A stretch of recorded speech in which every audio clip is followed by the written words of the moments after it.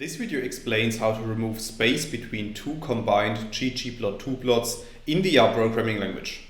So without too much talk, let's dive into the R code. In this video I will show you an example, and for this example we first need to create an example data frame, as you can see in lines 2 to 4 of the code. So after running these lines of code, a new data set called data is appearing at the top right, and we can print this data frame to the bottom in the RStudio console by running line 5 of the code. And then you can see at the bottom that our example data frame contains 6 rows and the 3 columns x, y1 and y2. Now, if we want to draw these data using the ggplot2 package, we also need to install and load the ggplot2 package, as you can see in lines 7 and 8. I have installed the package already, so for that reason I'm just going to load it with line 8 of the code. And then in the next step we have to create two ggplot2 plots that we want to draw side by side. We can do that, as you can see, in lines 10 to 16. So in lines 10 to 11 I'm creating our first ggplot2 plot object, which is called ggp1. And we can draw this plot by running line 12 of the code. And then you can see at the bottom right that we have created a simple scatter plot. And in lines 14 to 15 of the code, I'm creating a second ggplot2 plot object that I'm calling ggp2. And we can draw this plot as well. And after running line 16 of the code, you can see that we have drawn a line plot. Now, if we want to combine our data in a grid of plots, we can use the gridExtra package. And for this, we first need to install and load the package, as you can see in lines 18 and 19 of the code.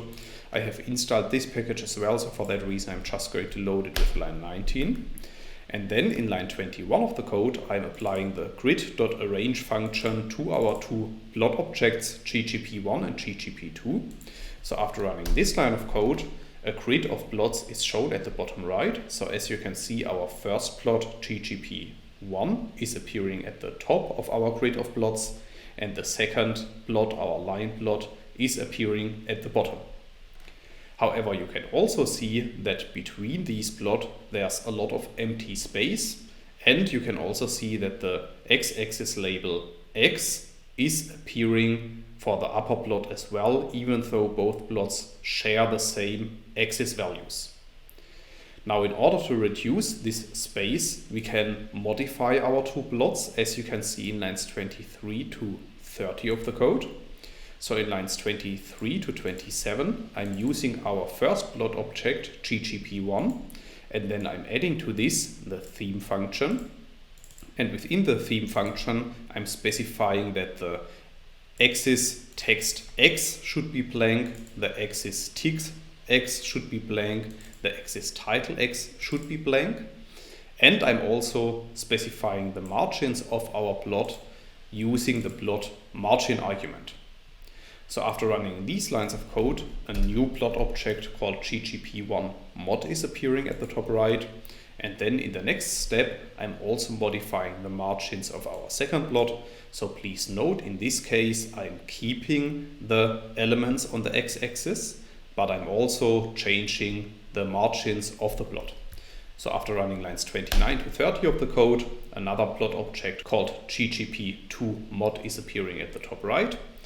And then in the next step, I can apply the grid.arrange function once again to our two modified plots, as you can see in line 32.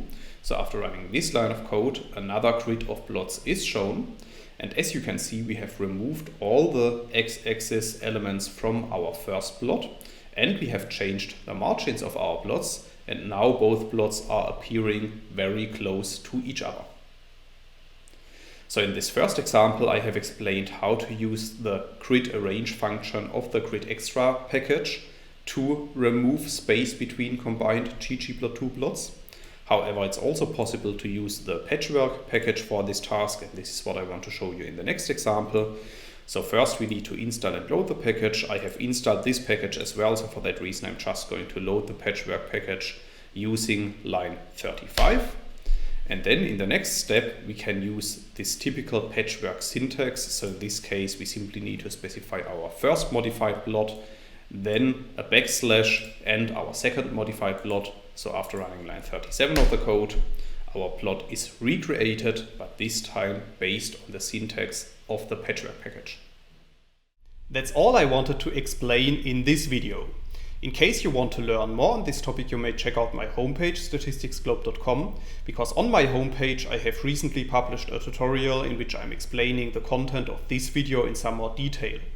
I will put a link to this tutorial into the description of the video so you can find it there.